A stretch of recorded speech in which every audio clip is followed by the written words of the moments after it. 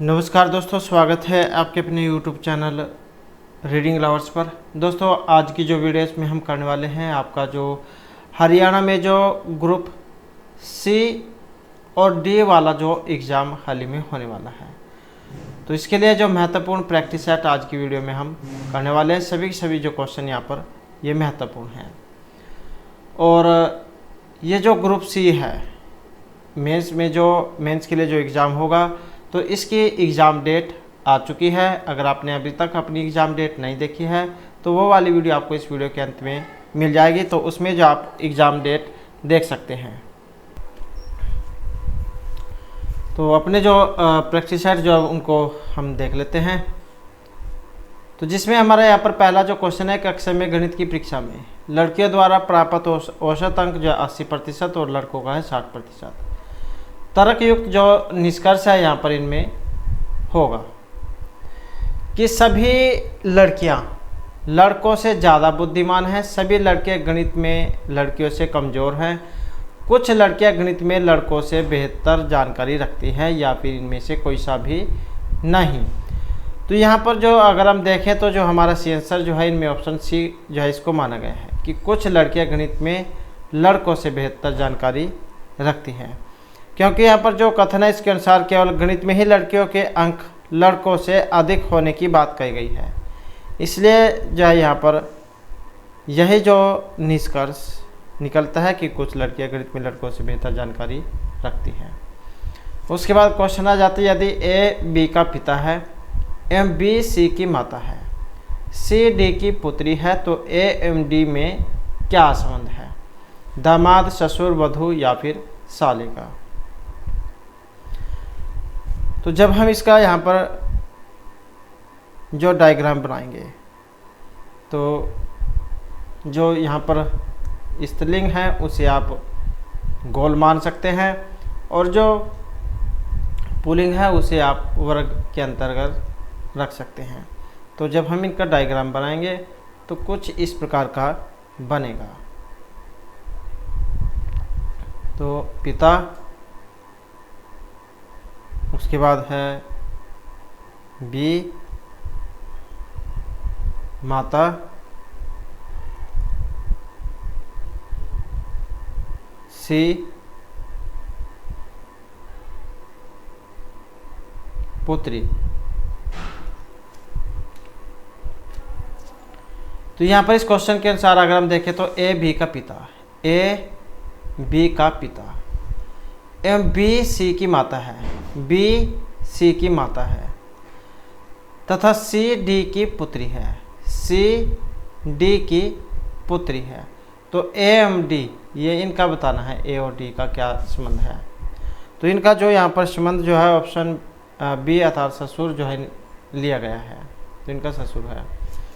उसके बाद क्वेश्चन आ जाता है यहाँ पर कोई कौन सा एक अन्य तीनों से अलग है?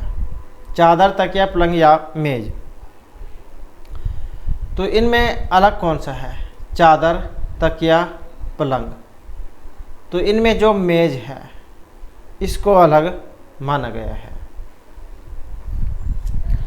उसके बाद आ जाता है, यदि 532 प्लस 781 बराबर 21 है, 862 प्लस 910 21 है, तो 756.355 का मान क्या होगा?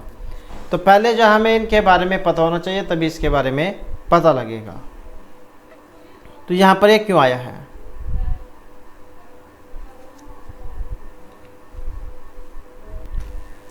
तो यहाँ पर अगर हम इनका क्रम देखें तो कैसे, जैसे ये यहाँ पर जोड़े गए हैं, 5 3 8 और 2 10, 8 7 15 और 1 16। तो ये जोड़े गए हैं यहाँ पर 26, और इसमें से 5 कम किए गए हैं, तब जाकर 21 आया है। ऐसे ही जब हम इसको जोड़ेंगे 26 और इसमें से 5 कम करेंगे 21, ऐसे ही जब हम इसे जोड़ेंगे तो क्या आएगा? 35 आएगा, और इसमें से 5 कम करेंगे तो क्या आएगा? 30 आएगा। तो इसी प्रकार से जो यहाँ पर आंसर जो है इसमें माना गया बी वाला।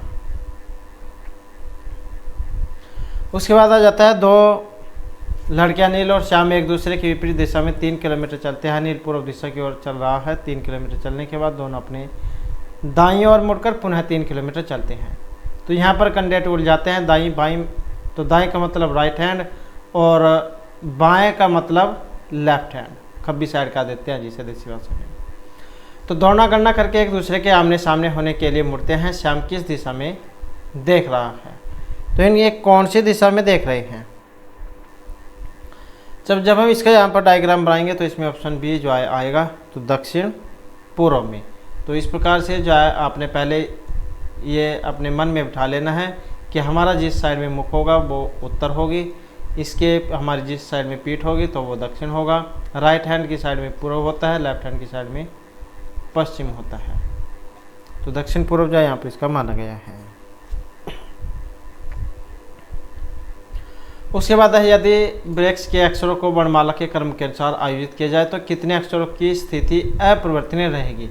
अगर हम इसे अंग्रेजी जो वर्णमाला है ABCD उसके अनुसार इसको रखें तो यहाँ पर इनमें से कौन कौन से ऐसे वर्ड हैं जो अपने स्थान पर वैसे ही रहेंगे जैसे इस समय आपको दिखाई दे रहे हैं। तो इनमें देखें तो ऑप्शन सी जो इसको माना गया है, तो दो जो अक्षर यहाँ पर इसमें सेम रहेंगे। ब्रेक्स को जब हम सीधा करके लिखेंगे ABCD में तो ऐसे लिखे जाएंगे ABEKES। तो ये K और ये S दोनों ही अपनी जगह पर वैसे वैसे ही रहेंगे। उसके बाद आ जाते हैं यहाँ पर निम्नलिखित श्रेणी में प्रश्नवाचक जो स्थान है इसके यहाँ पर क्या आएगा, एक क्वेश्चन मार्क के स्थान पर ABPQCD। तो इसमें जो क्या आएगा, और यहाँ पर देखिए तो ऑप्शन डी वाला बनेगा WX। ABMNOPQCD यहाँ पर देखें तो XX है, XZ है और WZ है। तो WX इसमें या इसी में आ रहा है क्योंकि यहाँ पर कोई भी बीच में गैप नहीं है। उसके बाद आ जाता है यदि किसी सांकेतिक भाषा में जो पेज यहाँ पर दिया गया इसको इस प्रकार से लिखा जाता है तो राइट को ऐसे लिखा जाता है। तो उसी प्रकार से ये जो अदर जो दिया गया है इसे हम कैसे लिखेंगे, और इसमें देखें तो कैसे लिखा जाएगा जो ऑप्शन बी वाला है। तो इस क्रम में इसको लिखा जाएगा।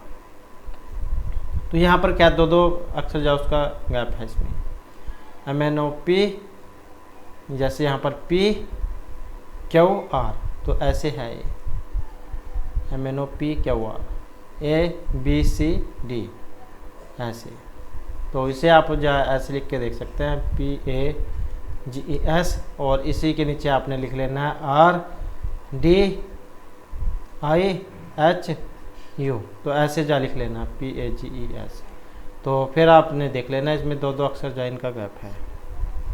तो उसके अनुसार जब हम ये लिखेंगे और उसमें फिर आंसर जो हमारा बी जाए आ जाएगा। उसके बाद जो नेक्स्ट क्वेश्चन आ जाता है हमारा यहाँ पर भी एक क्या है, अलग है विजातीय है। तो वो कौन से वाला है यहाँ पर, और इनमें जो आया है ऑप्शन बी वाला, तो इसी को क्या है यहाँ पर अलग माना गया है। तो अन्य क्या प्लो हो गया, कल्टीवेट करना हो गया, रीप होगा, ये सारी खेती के काम हैं, लेकिन ये अलग है। उसके बाद नेक्स्ट क्वेश्चन आ जाते हैं यहाँ पर निम्नलिखित प्रश्न में विकल्प में से वह चुनिए जो दिए गए अक्षरों का प्रयोग करके नहीं बनाया जा सकता। तो यहाँ पर कुछ वर्ड आए हैं और जो इसमें से नहीं बनाया जा सकता, तो इसमें आपने कोई भी जो अक्षर जो है यहाँ पर वर्ड वो देख लेना जो इसमें ना हो, तो वही फिर इसमें से नहीं बनाया जा सकेगा। और ऐसा जो यहाँ पर ऑप्शन डी में आया है SENSES 1 2 और 3। तो आप इसमें S देख सकते हैं कितनी बार है, 1 S और 2 S, तो 3 S यहाँ पर नहीं है, तो इसी कारण से यही अलग है। उसके बाद है प्रश्न आकृति, उत्तर आकृति में से किससे छिपी हुई है। तो ये प्रश्न है और आकृति बताने की ये कौन से के अंतर्गत छिपी हुई है, ये कौन से में सही बैठती है। और इसमें जो देखें ऑप्शन सी जो है इसमें माना गया है।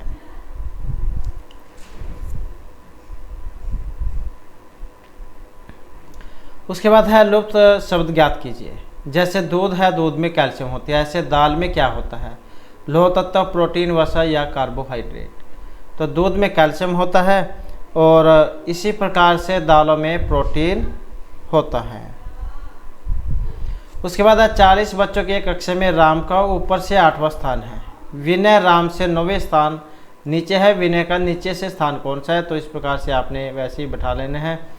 40 बच्चों की क्लास है, टोटल कितने हैं? यहाँ पर 40 है। और इस कक्षा में जो राम है, राम का ऊपर से कौन सा स्थान है? ऊपर से है 8वां स्थान, और विनय राम से 9वें स्थान नीचे से है। राम जो है, राम विनय राम से 9 स्थान नीचे से है, तो ये विनय और नीचे से है 9 स्थान। तो कौन सा यहाँ पर इसमें बनेगा? तो 9 और 8 कितने होते हैं? 17, और टोटल कितने हैं? 40।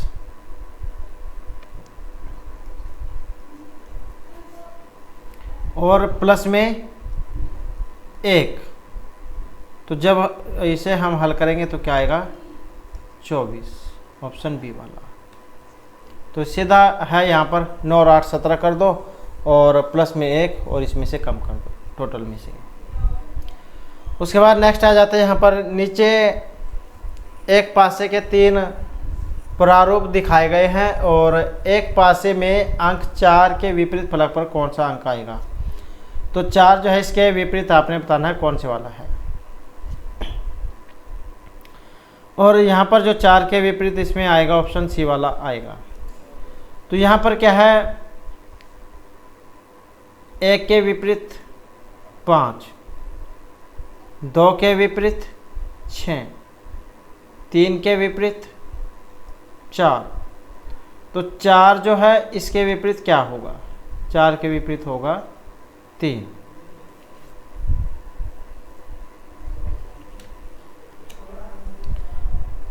उसके बाद जो नेक्स्ट क्वेश्चन आ जाते हैं यहाँ पर 4 जो अंक है, 4 अंकों की सबसे छोटी संख्या बताएं जो एक पूर्ण वर्ग होगी। तो यहाँ पर 4 अंकों की और छोटी संख्या आपने बताना है जो यहाँ पर एक पूर्ण वर्ग होगी इसमें से। और यहाँ पर देखें तो कौन से वाली है? जो ऑप्शन सी में आई है 1024। तो पूर्ण वर्ग संख्या क्या है? ये 32, और 32 जो है इसका वर्ग 1024।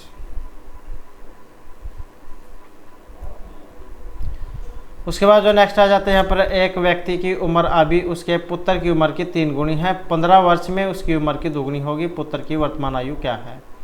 15 है, 18 है, 21 है, या फिर 24 वर्ष है। तो एक व्यक्ति की उम्र अभी उसके पुत्र की उम्र की 3 गुनी है। तो इस प्रकार के क्वेश्चन जो मानकर होते हैं, तो माना क्या? पुत्र की जो वर्तमान आयु कितनी होगी? x वर्ष होगी। और व्यक्ति की उम्र कितनी होगी? व्यक्ति की होगी 3x। तो जब हम इसे हल करेंगे तो क्या है? उसके पुत्र की उम्र 3 गुनी है, 15 वर्ष में उसकी उम्र की 2 गुनी होगी। तो क्या बनेगा? 2x प्लस में 15, 15, और बराबर जो है यहाँ पर तो 2x प्लस 15, 2x प्लस 15, और बराबर 3x प्लस में 15।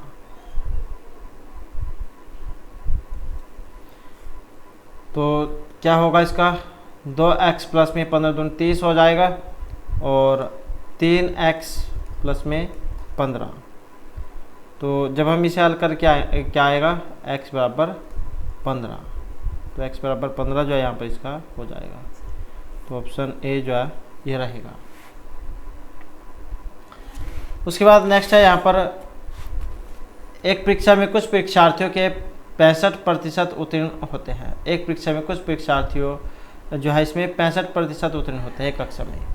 यदि अनुत्तीर्ण जो परीक्षार्थियों की संख्या 420 है तो कुल परीक्षार्थियों की संख्या कितनी है? तो यहाँ पर भी क्या है? अनुत्तीर्ण परीक्षार्थियों का प्रतिशत कितना आएगा? तो जो यहाँ पर अनुत्तीर्ण है तो ये आएगा 35। मतलब जो यहाँ पर है एक परीक्षा में कुछ परीक्षार्थियों के 65% उत्तीर्ण हैं। पास तो 65 हुए, तो फेल कितने हुए? 35 हुए। तो माना कुल परीक्षार्थी कितने हो जाएंगे? x हो जाएंगे। उसके बाद x गुणा 35/100 और टोटल कितने हैं 420 है। तो x बराबर कितना आएगा, x बराबर आ जाएगा 1 2 3 42,000 बटे 35 बराबर 1200। तो इस प्रकार से जो आंसर जो ऑप्शन बी वाला यहाँ पर इसका हो जाएगा। नेक्स्ट क्वेश्चन है यहाँ पर रुपये 313 की राशि को 60 लड़कों और कुछ लड़कियों में इस प्रकार बांटा जाता है कि प्रत्येक लड़के को रुपये 3.60 और प्रत्येक लड़की को 2.40 प्राप्त होता है।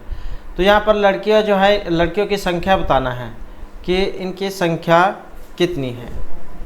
तो यहाँ पर भी पहले क्वेश्चन यहाँ पर मानना होगा, माना लड़कियों की संख्या कितनी है x है और लड़कों की कितनी है, लड़कों की 60x हो जाएगी और 60 हो जाएगी।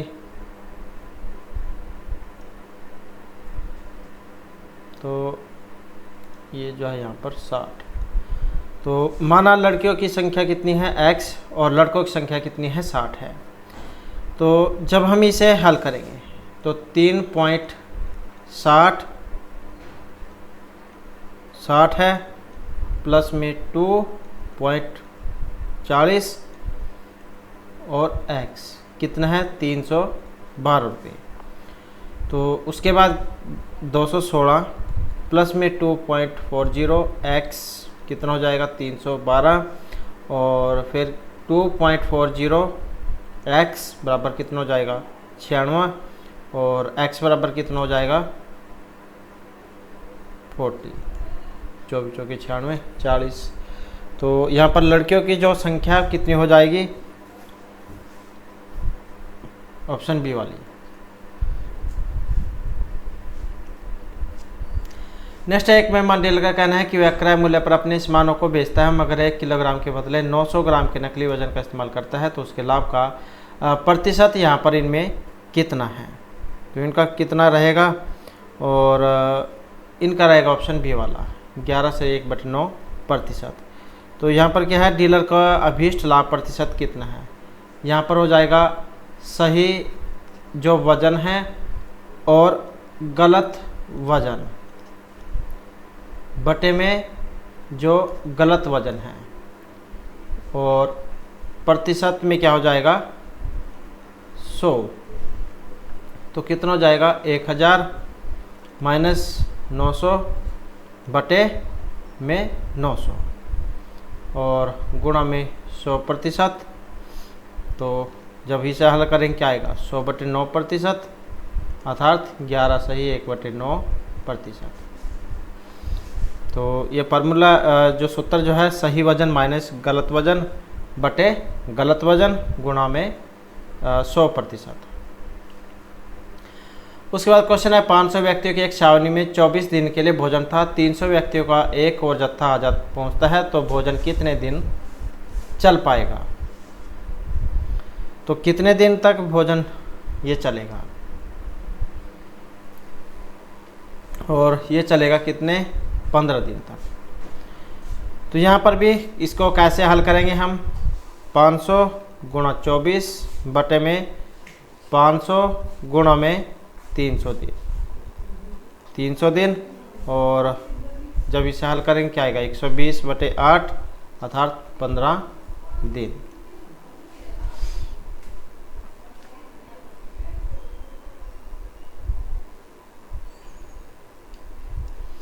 नेक्स्ट आ जाता है जो चिश्ती संप्रदाय के संस्थापक इनमें से माने गए हैं, वो अली शाह, शेख फरीद, मीर शाह या शेख चिल्ली।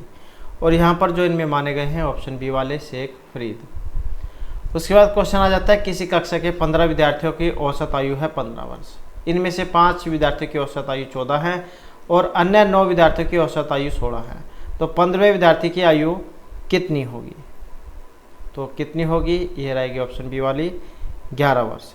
तो यहाँ पर भी आपने 15 विद्यार्थी की आयु अर्थात जब इसे हल करेंगे तो क्या बनेगा 15 गुणा में 15 माइनस ब्रैकेट 5 गुणा 14 प्लस 9 गुणा 16।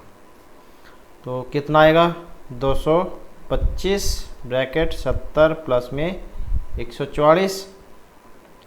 तो जब इसे करेंगे 225 में से कितना होएगा 214 अर्थात 11 वर्ष। नेक्स्ट है आंकड़ा समूह का सबसे अधिक बारंबार आने वाला मान क्या है? बहुलक, माध्य, माध्यिका या परिसर। और ये है ऑप्शन ए वाला। तो आंकड़ा समूह का सबसे अधिक बारंबार आने वाला मान होगा बहुलक। उसके बाद है दो संख्याओं का जो लघुत्तम है एलसीएम, ये है 520 और उनका जो महत्तम समापवर्तक एचसीएफ ये है 4। यदि इनमें से एक संख्या 52 है तो दूसरी संख्या क्या होगी? 40, 42, 50 या फिर 52। तो दो संख्याओं का लघुत्तम एलसीएम जो है 520 और एचसीएफ 4 है। तो एक संख्या 52 है तो दूसरी संख्या क्या होगी? तो दूसरी संख्या जो है यहाँ पर 40 इसमें रहेगी। 520 गुणा में क्या है 4 और बटे में क्या हो जाएगा 52। तो इस तरीके से हल होगा तो ये आएगा 40।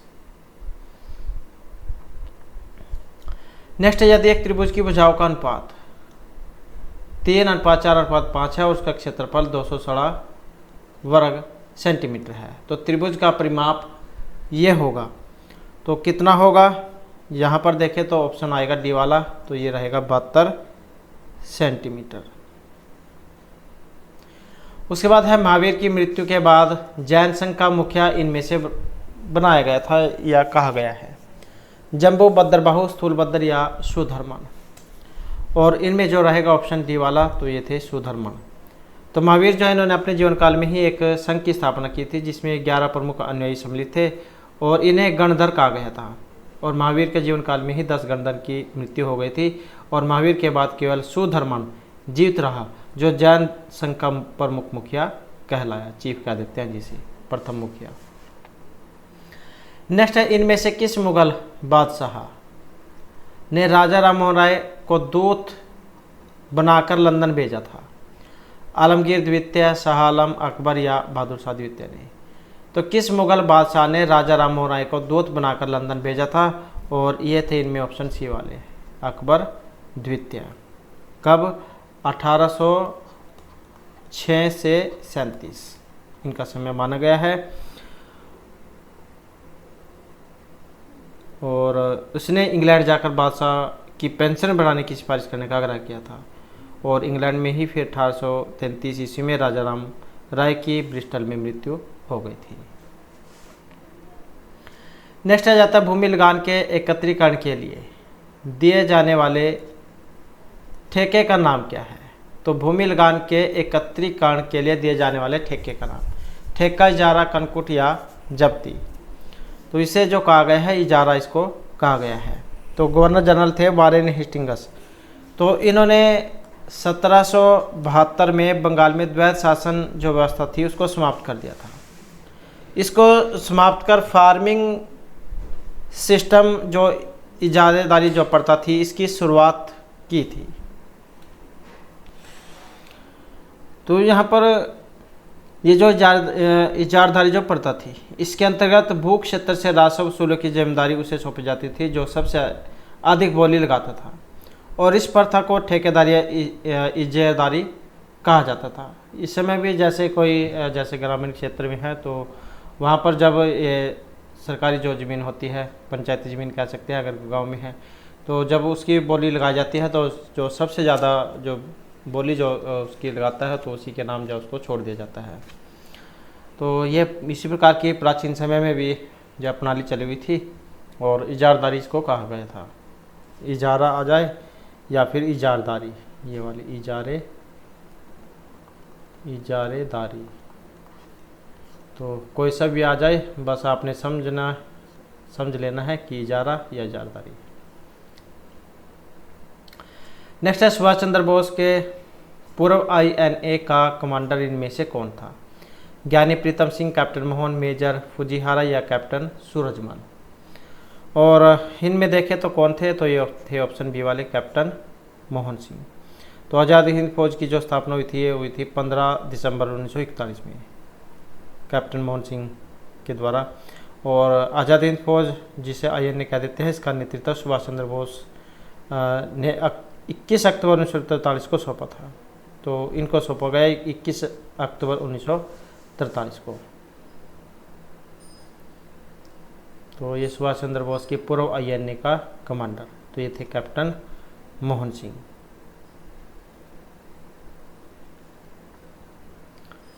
नेक्स्ट है, मैदानों में पर्यावरण संतुलन को बनाए रखने के लिए न्यूनतम जंगली क्षेत्र होना चाहिए 50, 40, 33 या 25%। और यहाँ पर देखें तो ऑप्शन सी इसका रहेगा, तो यह 33%। नेक्स्ट है, सहस्राद्रि क्षेत्रीय श्रृंखला के नाम से निम्नलिखित में से कौन सा जाना जाता है? पूर्वी, पश्चिमी, शिवालिक या विंध्य घाट। और इनमें जो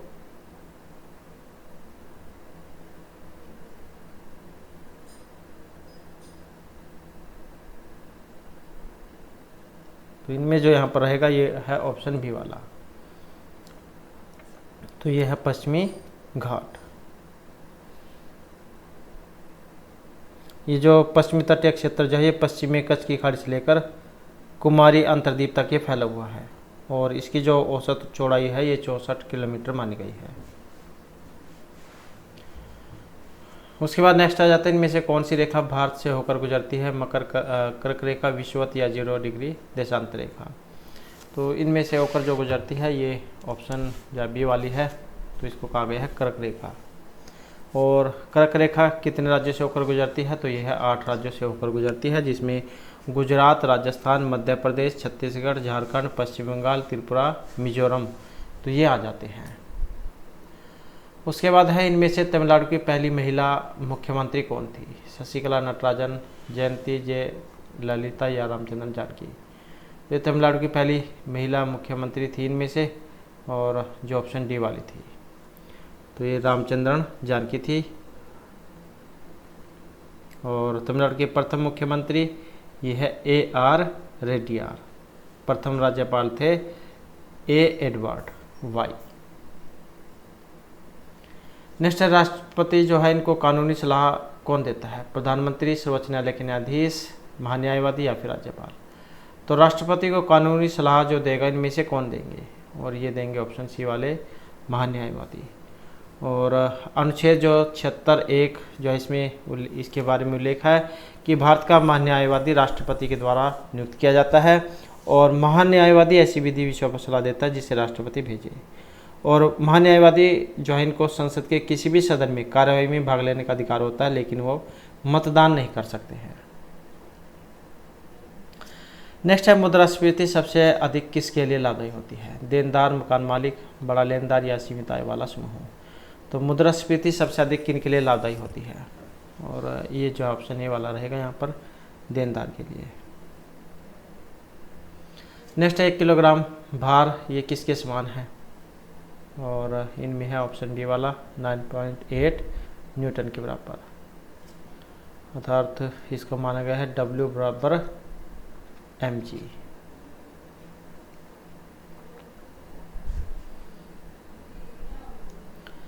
नेक्स्ट क्वेश्चन आ जाता है, एक कण समय की बराबर अवधि में एक वृत्ताकार पथ के गिर्द बराबर दूरी तय करता है। इसका एक समान वेग, चाल, त्वरण या संवेग है। और यहाँ पर देखें तो इसका क्या है, ऑप्शन बी वाला माना गया है, चाल। जब एक समान चाल से कोई कण जो है एक वृत्ताकार पथ पर घूमता है तो उसका जो वेग है वो प्रतिक्षण बदलता रहता है, और वेग बदलने के कारण त्वरण और संवेग ये बदलता रहता है, इसलिए चाल एक समान रहती है। नेक्स्ट है, इनमें से त्रिबंध वाला यौगिक कौन सा है?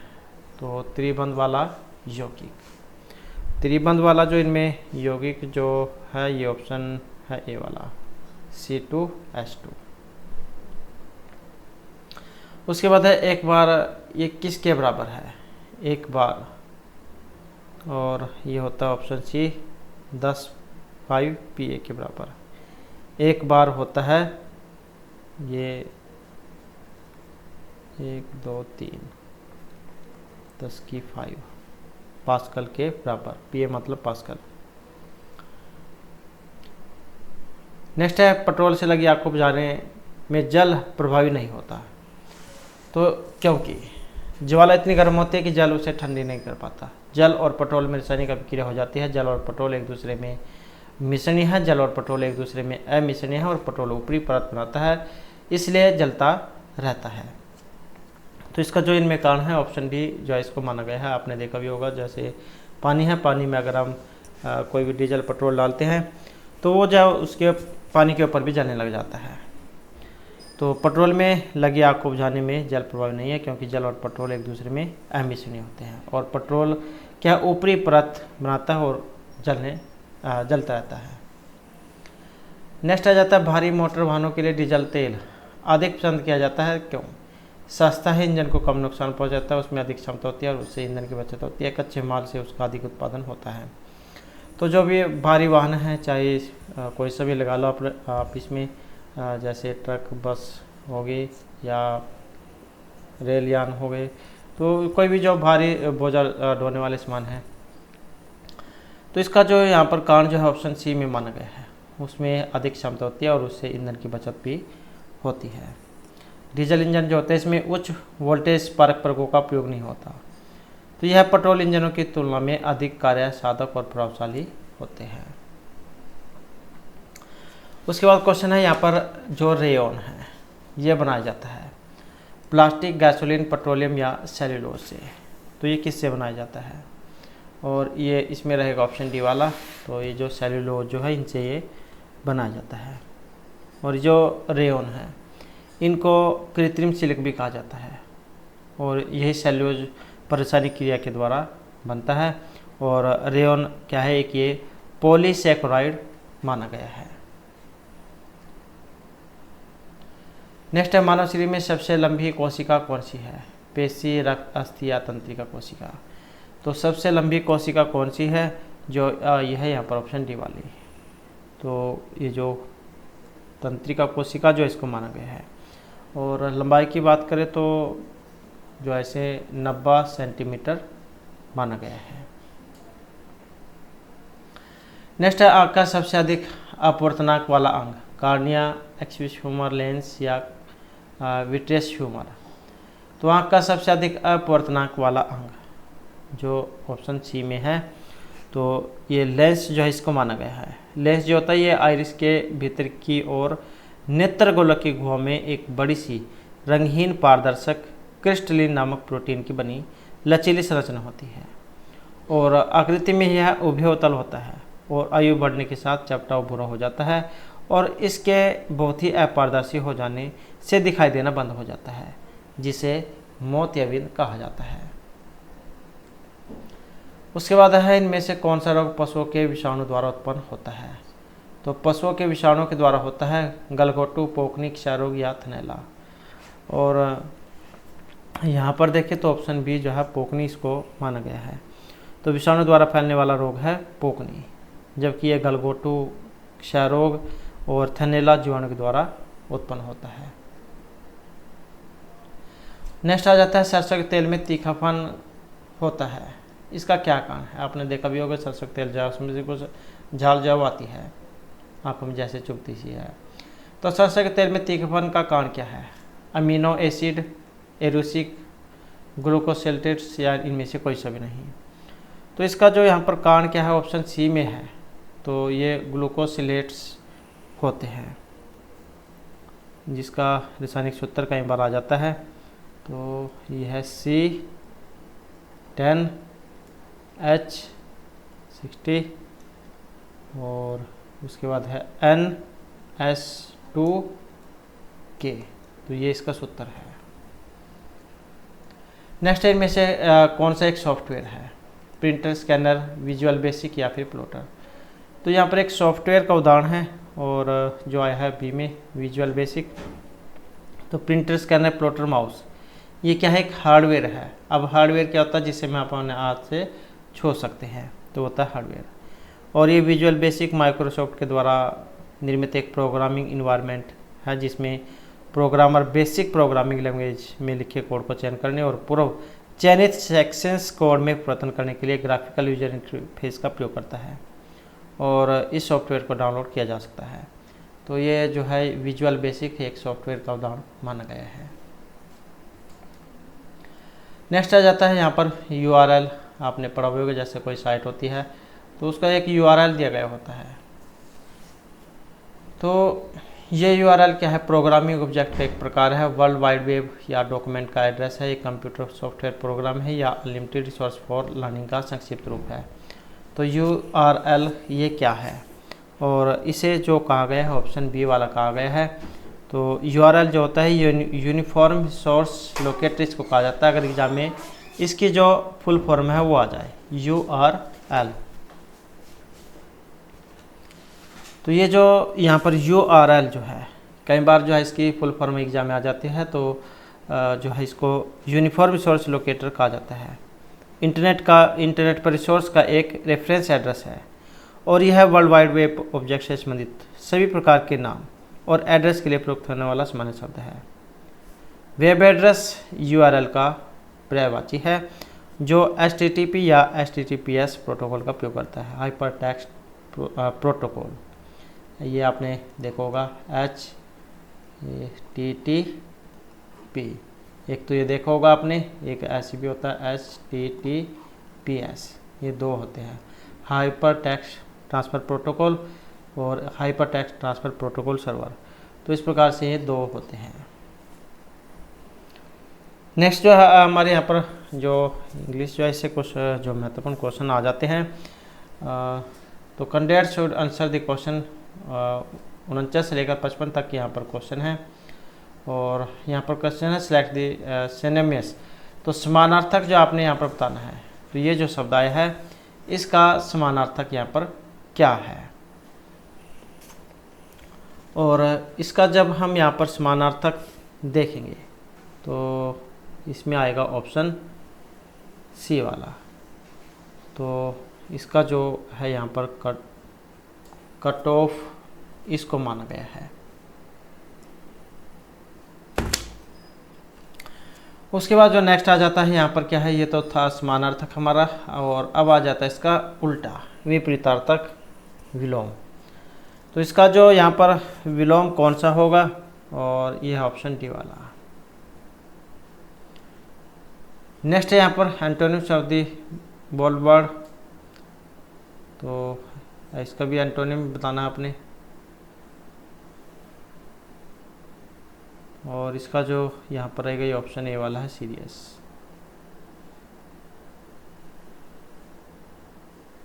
तो यहाँ पर pedagogical knowledge includes knowledge of content, method, both, none of the above. तो यहाँ पर देखिए जो है कौन सा आएगा? ऑप्शन सी वाला, दोनों वाला, ए और बी। नेक्स्ट है यहाँ पर skill among the ones given below that can not be tested in formal written examination. Meaning of word and phrases, expensive reading for pleasure, analysing text या रीडिंग फॉर इंफॉर्मेशन। और यहाँ पर कौन सा आएगा? जो ऑप्शन बी में है। नेक्स्ट है drills are considered important in which method? Translation, grammar, bilingual या पैटर्न प्रैक्टिस। तो ड्रिल्स और यहाँ पर जो कौन सा है? ऑप्शन सी वाला, बिलिंगुअल मेथड में द्विभाषी कह देते हैं जिसे। और उसके बाद आ जाते हैं यहाँ पर which of the following is a lexical word. तो ये कौन सा है यहाँ पर? और यहाँ पर देखिए कौन सा है? जो ऑप्शन आया है ए में। तो ये प्रिंसिपल में है। उसके बाद नेक्स्ट क्वेश्चन आ जाता है हमारा जय जो है इसका विलोम बताना है। जय का विलोम क्या होता है? अजय, पराजय, विजय या इनमें से कोई सा भी नहीं। तो इसका कौन सा होता है? जय, पराजय। जय जो जीत को कह देते हैं और ये पराजय हार को कह देते हैं। उसके बाद आ जाता है समास का जो शाब्दिक अर्थ है, विग्रह, विस्तार, संक्षेप या फिर विच्छेद। और इसका जो है ऑप्शन सी वाला रहेगा। तो समास का शाब्दिक जो अर्थ है ये संक्षेप से है, संक्षेप या संक्षिप्त करना। जैसे राजा का पुत्र, उसे हम संक्षेप में कह देते हैं राजपुत्र। नेक्स्ट आ जाता है व्याकरणिक की दृष्टि से जो शुद्ध शब्द है। शुद्ध यहाँ पर कौन से वाला है? और यहाँ पर जो शुद्ध है ये ऑप्शन ए में माना गया है, ऐतिहासिक। इतिहास प्लस में एक ऐतिहासिक। नेक्स्ट है यहाँ पर एक तद्भव है। तो एक तत्सम होता है, एक होता है तद्भव। तत्सम तो है जो संस्कृत वाले हैं, संस्कृत वाले, और इनका जो प्रवर्तित रूप होता है तद्भव। तो अग्नि, वत्स, मयूर या पिया, तो तद्भव है। और कौन से वाला है? जो ऑप्शन सी में आया है, जो प्रिया कह देते हैं, जिसे प्रिया जो से बना है पिया। प्रिया तो संस्कृत में कह देते हैं और ये पिया हिंदी जो उसमें कह देते हैं। अग्नि है जैसे संस्कृत वाला है, आग कह देते हैं इसे हिंदी में, और वत्स संस्कृत में है और इसको हिंदी में बेटा कह देते हैं। ऐसे मयूर है, मयूर संस्कृत का है और हिंदी में इसे हम मोर कह देते हैं। नेक्स्ट है यहाँ पर देश शब्द है, मतलब अपने देश का है, देसी शब्द कह सकते हैं, अपने देश वाला। तो इसमें देखें तो कौन से वाला है? जो यहाँ पर जो ऑप्शन ए है, खुराक।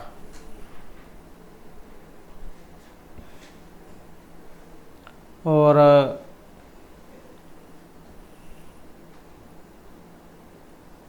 अफसोस, अल्लाह, मलाई, ये सारे जो है अरबी फारसी शब्द हैं, अरबी भाषा के हैं। नेक्स्ट है इनमें से विदेशी शब्द है, टिकट, खीर, गोबर या फिर घोड़ा। तो एक विदेशी है, मतलब जो अपने देश का नहीं है, जो यहाँ पर ऑप्शन ए में आया है, टिकट। तो टिकट क्या अंग्रेजी शब्द होने से विदेशी शब्द कहा गया है। खीर, घोड़ा, गोबर, ये तीनों क्या है? तद्भव है। नेक्स्ट है यहाँ पर पुंडरीक शब्द का पर्यायवाची है, पुरंदर, नलिन, परमेश्वर या फिर पीयूष। और इसका जो है ऑप्शन सी में माना गया है, तो पुंडरीक, नलिन या कमल, तो ये कह देते हैं। नेक्स्ट है रवि तन्य शब्द का जो पर्यायवाची यहाँ पर क्या होगा? सूर्य, कालिंदी, पुत्री या शरीर। और रवि तन्य जो है यहाँ पर ये कह देते हैं कालिंदी को। रवि तन्या, तन्या का मतलब पुत्री भी होता है, तो रवि तन्या सूर्य की पुत्री अर्थात यमुना कालिंदी का प्रयोग भी यमुना के लिए होता है। और कालिंदी जाइए कोल कदम की धारण अर्थात यमुना तट पर स्थित कदम की शाखा का पक्षी भी कहा गया है। तो कालिंदी जाए यहाँ पर इसका रहेगा। उसके बाद जो नेक्स्ट आ जाता है हमारा छाती पीटना। तो ये जो छाती पीटना जो है, इस मुहावरे का सही अर्थ क्या है? शोर मचाना, छाती में दर्द होना, शौक प्रकट करना या फिर अस्वस्थ होना। और इसका देखें तो जो ऑप्शन सी जो आया है, छाती पीटने का मतलब क्या होता है? शौक प्रकट करना। जबकि किसी के साथ कोई दुर्घटना हो जाती है तो उनके जो सगे संबंधी जब उस पर दुख व्यक्त करते हैं तो उसे कह देते हैं छाती पीटना। तो ये दुख जो है शौक प्रकट करने में आता है। नेक्स्ट है संपन्न व्यक्ति की व्यथा नहीं जान सकता, आसन, विपन्न, विषण या निष्पन्न। और इसमें देखें तो जो ऑप्शन बी है, विपन्न, इसको माना गया है। उसके बाद क्वेश्चन आ जाता है चिपको आंदोलन का संबंध है वन्यजीव संरक्षण, वन संरक्षण, वैज्ञानिक या वन उन्मूलन से, मतलब पेड़ पौधे जो होते हैं उनको काटने से। तो चिपको आंदोलन का जो संबंध है यहाँ पर ऑप्शन बी जो है वन संरक्षण से माना गया है, मतलब पेड़ पौधे उनकी कटाई से। और कहाँ पर शुरू हुआ था? कई बार ये भी आ जाता है, तो उत्तराखंड में जो शुरू हुआ था। तो जैसे सुंदरलाल बहुगुण आपने पढ़ा होगा, उन्होंने भी जो है जब पेड़ काटने आए थे तो पेड़ों से चिपक गए थे और पेड़ जो उन्होंने काटने से बचाए थे। नेक्स्ट है भारतीय प्रायद्वीप की सबसे जो लंबी नदी इनमें कौन सी है? कृष्णा, नर्मदा, कावेरी या फिर गोदावरी। और यहाँ पर कौन सी है? जो ऑप्शन डी में आई है, तो ये गोदावरी है। और जो गोदावरी है ये महाराष्ट्र के नासिक जिले से निकलती है और प्रायद्वीपीय नदी में यह सबसे लंबी 1465 किलोमीटर ये मानी गई है, 1465 किलोमीटर। और दक्षिणी गंगा भी इसको कहा गया है। इसके बाद लंबाई का क्रम से जो स्थान है कृष्णा, महानदी, नर्मदा और कावेरी का आता है। तो ये गोदावरी जो है यहाँ पर इसका माना गया है और 1465 किलोमीटर। नेक्स्ट है शिक्षा जो आरंभ में एक राज्य का विषय थी, किस संशोधन के द्वारा समर्थित सूची में इसको हस्तांतरित किया गया? 24, 25, 42 या 44 में। और इसमें देखें तो कौन सा है? जो ऑप्शन आया है सी वाला, तो यह 42वें संशोधन के द्वारा। नेक्स्ट आ जाता है निम्नलिखित युक्तियों में से किसको मोटर गाड़ियों के इंजन को ठंडा करने के लिए प्रयोग में लाया जाता है? पॉलीग्राफ, रेडिएटर, टर्बाइन या क्वाइंट को। और ये जो वाहन जो होते हैं उनमें उनके इंजन को ठंडा करने के लिए प्रयोग किया जाता है, जो ऑप्शन सी में आया है, तो ये होता है रेडिएटर। उसके बाद है इंडियन इंस्टीट्यूट ऑफ साइंस, नई दिल्ली, खड़गपुर, मद्रास या बेंगलुरु, तो कहाँ पर है? और इनमें देखें तो जो कौन सा ऑप्शन आया है डी वाला, तो कहाँ पर है? ये बेंगलुरु में है। इंडियन इंस्टीट्यूट ऑफ साइंस स्थापना हुई थी इसकी 27 मई 1909 को। स्वामी विवेकानंद जैन की प्रेरणा से महान उद्योगपति जमशेदजी नुसरवानजी टाटा की दूरदृष्टि के परिणाम स्वरूप। उसके बाद जो नेक्स्ट क्वेश्चन आ जाता है हमारा, सतनामी संप्रदाय की स्थापना ये की थी। और वीरभान, गरीबदास, चौरंगीनाथ, इनमें से कोई से भी नहीं। और यहाँ पर देखें तो ऑप्शन ए रहेगा, तो यह है वीरभान। नेक्स्ट क्वेश्चन है हमारा यहाँ पर सर छोटूराम, इनका जो यहाँ पर वास्तविक जो नाम है इनमें से क्या था? राम रिचपाल, रामनिवास, रामहेर या राम स्वरूप। तो सर छोटूराम का वास्तविक नाम, तो यहाँ पर जो हमारा सी आंसर जो ऑप्शन ए वाला रहेगा, तो ये है राम रिचपाल। तो इनका जो असली नाम ये राम रिचपाल था और अपने भाइयों में सबसे छोटे थे, इसलिए सारे परिवार के लोग इन्हें छोटू कहकर पुकारते थे। और स्कूल रजिस्टर में इनका नाम जहाँ छोटूराम ही लिख दिया गया और फिर ये महापुरुष छोटूराम के नाम से ही प्रसिद्ध हो गए। तो ऑप्शन ए जो यहाँ पर इसमें हमारा रहेगा। उसके बाद नेक्स्ट क्वेश्चन आ जाता है 1892 ईस्वी के लाहौर अधिवेशन में हिसार का प्रतिनिधित्व किस प्रसिद्ध नेता ने किया था? बाल मुकुंद गुप्त, लाला मुरलीधर, लाला लाजपत राय या फिर दीनदयाल शर्मा। और इनमें देखें तो जो हमारा सही आंसर जो ऑप्शन सी ये रहेगा, तो यह है लाला लाजपत राय। उसके बाद नेक्स्ट आ जाता है किसने पटौदी रियासत में प्रजामंडल आंदोलन का नेतृत्व किया? लाला सुल्तान सिंह, भरत सिंह, पंडित अमीलाल या बाबू दयाल शर्मा। और इनमें देखें तो जो ऑप्शन है डी वाला बाबू दयाल शर्मा माने गए हैं। नेक्स्ट है 27 सहस्त्र श्लोकों का सार संग्रह किस संत ने लिखा है? 27 सहस्त्र मतलब 27,000 जो श्लोक है इनका सार संग्रह है। संत गरीबदास, निश्चलदास, सूरदास या फिर संत जैतराम। और यहाँ पर देखें तो ऑप्शन ए जो है रहेगा संत गरीबदास। उसके बाद नेक्स्ट आ जाता है सर्दियों के मौसम में डीजल जमने की समस्या को समाप्त करने के उद्देश्य से पानीपत रिफाइनरी ने कौन सा उत्पाद तैयार किया? अब यहाँ पर एक क्वेश्चन ये भी आ जाता है, पानीपत में क्या है? तेल रिफाइनरी है। और ये जो सर्दी का जो मौसम होता है इसमें डीजल जमने की समस्या को समाप्त करने के लिए, क्योंकि जैसा कि आपको पता ही है पानी सर्दी में अगर जम जाता है तो ये डीजल जो है क्योंकि गाड़ियों में प्रयुक्त होता है, अगर उसमें जम जाए तो समस्या उत्पन्न कर सकता है। तो फिर इसी समस्या को दूर करने के लिए कौन से उत्पाद इसमें प्रयोग किया जाता है? Winter grade diesel, special grade diesel और विंटर स्पेस डीजल या स्पेशल विंटर डीजल। तो इसमें जो यहाँ पर माना गया है ऑप्शन ए वाला, तो विंटर ग्रेड डीजल का। नेक्स्ट है रानी सौदाही, ये किस रियासत से संबंध रखती थी? बनावली, कलसिया, रानिया या फिर जींद। और यहाँ पर जो हमारा सी आंसर ऑप्शन रहेगा सी वाला, तो ये थी जींद की। नेक्स्ट आ जाता है कैथल के राजा उदय सिंह की पत्नी का नाम? साहिब कौरन, जागीर कौर, गुरजीत कौर या सूरज कौर। और इनका जो नाम था ये है ऑप्शन डी वाला, तो इनका नाम था सूरज कौर। उसके बाद नेक्स्ट क्वेश्चन आ जाता है प्रदेश के किस स्थान को जॉर्ज थॉमस ने अपनी राजधानी बनाया था? रानिया, टोहाना, बहरमपुर या हांसी के दुर्ग को। और इनके द्वारा जो बनाई गई थी ये थी हांसी का दुर्ग। उसके बाद नेक्स्ट क्वेश्चन आ जाता है नारनौल के सतनामियों ने किसके शासनकाल में विद्रोह किया? शाहजहां, बाबर, औरंगजेब या फिर जहांगीर। और ये था ऑप्शन सी औरंगजेब के समय में। नेक्स्ट क्वेश्चन आ जाता है सल्तनत काल में हरियाणा का सबसे छोटा इक्ता कौन सा था? दिल्ली, पलवल, हांसी या फिर रेवाड़ी। तो सल्तनत काल में हरियाणा का सबसे छोटा इक था, और यहाँ पर रहेगा ऑप्शन बी वाला, तो ये माना गया है पलवल को। उसके बाद नेक्स्ट क्वेश्चन आ जाता है, महाराजा अग्रसेन ने हिसार के निकट किस स्थान पर व्यापारियों के समृद्ध नगर की स्थापना की थी? अग्रोहा, कैथल, पिंजौर या फिर सिरसा। तो महाराजा अग्रसेन से किन का संबंध है? तो यहाँ पर रहेगा ऑप्शन ए वाला। तो किन का संबंध है? ये है अग्रोहा का, महाराजा अग्रसेन से। अग्रोहा ऐसे आप याद रख सकते हैं।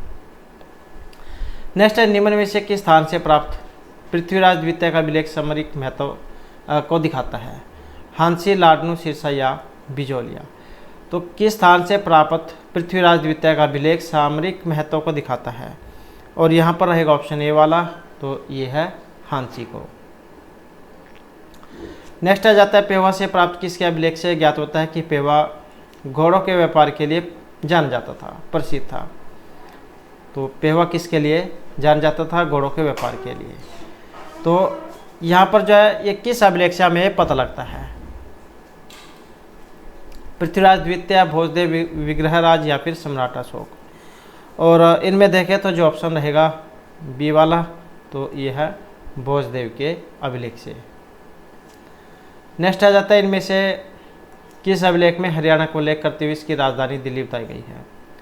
लाडनू, बिजोलिया, पेहवा या फिर सिरसा अभिलेख। और इनमें जो रहेगा तो ये है ऑप्शन ए वाला, लाडनू अभिलेख। नेक्स्ट है, कर्नल एम.एल. भार्गव के अनुसार हरियाणा के किस भाग को समुद्र छूता था?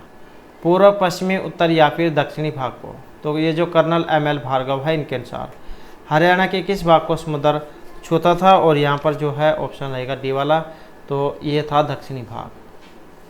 नेक्स्ट है, राज्य के किस मकबरे को पुरातात्विक स्थल और अवशेष अधिनियम 1958 के अधीन राष्ट्रीय महत्व का स्मारक घोषित किया गया है?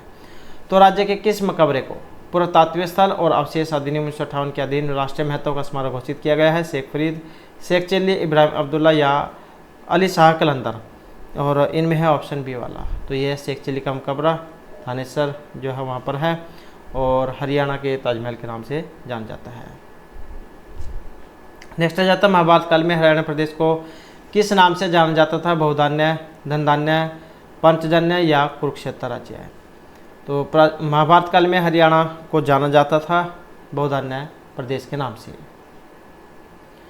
उसके बाद नेक्स्ट आ जाता है, हरियाणा के महेंद्रगढ़ जिले में कृषि की उन्नति के लिए कौन सी सिंचाई परियोजना चलाई जा रही है? पश्चिमी यमुना नहर, हथनीकुंड बैराज, JLN उत्थापक सिंचाई परियोजना या लोहारू सिंचाई परियोजना। तो ये जो महेंद्रगढ़ जिला है वहाँ पर, और इनमें जो चलाई जा रही है ये ऑप्शन सी वाली है, JLN उत्थापक सिंचाई परियोजना। उसके बाद नेक्स्ट आ जाता है, नरनारायण गुफा, ये कहाँ पर है? कैथल, यमुनानगर, कुरुक्षेत्र या फिर जींद में। तो नरनारायण गुफा कहाँ पर है? और ये है यमुनानगर में। उसके बाद नेक्स्ट आ जाता है, सुनीता शर्मा, संध्या और निर्मल गुलिया, ये किस खेल के लिए जाने जाते हैं? जूडो, हैंडबॉल, जिम्नास्टिक या फिर हॉकी के लिए। और इनको जो जाना जाता है जिम्नास्टिक के लिए। उसके बाद नेक्स्ट आ जाता है, किस कवि का संबंध हरियाणा से नहीं माना गया है? वीरभान, महात्मा हरिदास, नरोत्तम या बनारसी दास का। तो किस कवि का संबंध हरियाणा से नहीं है? और इनमें जो है ये ऑप्शन सी वाले हैं, नरोत्तम दास। उसके बाद नेक्स्ट आ जाता है, भारत के किस क्षेत्र में हरियाणा राज्य स्थित है? उत्तर पश्चिम, पूर्व, दक्षिण पश्चिम या दक्षिण पूर्व में। तो भारत के किस क्षेत्र में है हरियाणा? और ये है उत्तर पश्चिम में। उसके बाद आ जाता है, हरियाणा के जो प्रसिद्ध खिलाड़ी है सतीश कुमार, इनका संबंध बताना किस खेल से है? जूडो, क्रिकेट, हॉकी या हैंडबॉल से। तो हरियाणा के प्रसिद्ध खिलाड़ी है सतीश कुमार, और इनका जो संबंध है ये जूडो से है। उसके बाद है, भारतीय वायुसेना के द्वारा संचालित फरीदाबाद में कौन सा स्टेडियम है? राजा मान सिंह, नाहर सिंह, कर्ण सिंह या इनमें से कोई सा भी नहीं। तो भारतीय वायुसेना जो उनके द्वारा संचालित है और फरीदाबाद में है। और ये क्वेश्चन पहले भी आ जाता है कई बार, और फरीदाबाद का संबंध जोड़कर भी आप देख सकते हैं किससे है। तो इनका जो संबंध है ये ऑप्शन बी में रहेगा, राजा नाहर सिंह जो है इनका संबंध है फरीदाबाद से। उसके बाद नेक्स्ट आ जाता है किशोरी महल, ये कहाँ पर है, जिसका निर्माण 1754 से 1764 में कराया गया था। बल्लभगढ़, हसनपुर, हथीन या फिर पलवल में। तो ये किशोरी महल कहाँ पर है, जिसका निर्माण 1754 से 64 में कराया गया था, और कहाँ पर है, तो ये पलवल में है। उसके बाद है विष्णु और लक्ष्मी की मूर्तियाँ कैथल के कौन से देवालय में स्थित है, काशीपुरी, सरधा, आनंदपुरी या इनमें से किसी में भी नहीं। तो विष्णु और लक्ष्मी की मूर्तियाँ है कैथल के एक जो देवालय है, मंदिर वहाँ पर है, और इसमें जो देखा जाए तो ऑप्शन ए वाला यहाँ पर माना गया है, तो यह है काशीपुरी देवालय है।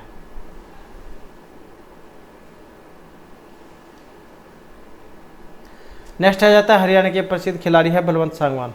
तो इनका संबंध बताना किस खेल से है, और इस प्रकार के क्वेश्चन जो एग्जाम में जरूर आते हैं, क्योंकि पहले जो सीटी का एग्जाम हुआ था उसमें भी जो इसी प्रकार के क्वेश्चन या पूछे गए थे, तो जिसमें खिलाड़ी और उनका पेशा पूछा गया था कि किस खेल से संबंध रखते हैं, और यहाँ पर देखें तो इनका संबंध जो ऑप्शन बी से रहेगा। तो ये बलवंत सांगवान जो इनका संबंध वॉलीबॉल से माना गया है। उसके बाद नेक्स्ट आ जाता है हरियाणा में किस भाषा को दूसरी भाषा का दर्जा दिया गया है, तमिल, तेलुगु, मराठी या फिर पंजाबी को। तो यहाँ पर जो दूसरी भाषा का जो दर्जा दिया गया है, ये पंजाबी को दिया गया है। नेक्स्ट आ जाता है केंद्रीय मृदा लवणता केंद्र, ये कहाँ पर है, यमुनानगर, कुरुक्षेत्र, करनाल या फिर हिसार में। तो मिट्टी शोध संस्थान इस प्रकार भी आप समझ सकते हैं, तो ये करनाल में है, क्योंकि ये NDRI मिट्टी शोध संस्थान, तो ये जो है करनाल में है। तो इस प्रकार से जो हमारी आज की क्लास और महत्वपूर्ण क्वेश्चन थे, और नेक्स्ट वीडियो की इसमें हम आपके लिए नए जो महत्वपूर्ण क्वेश्चन लेकर आएंगे, और हमारे साथ अंत बनाने के लिए धन्यवाद।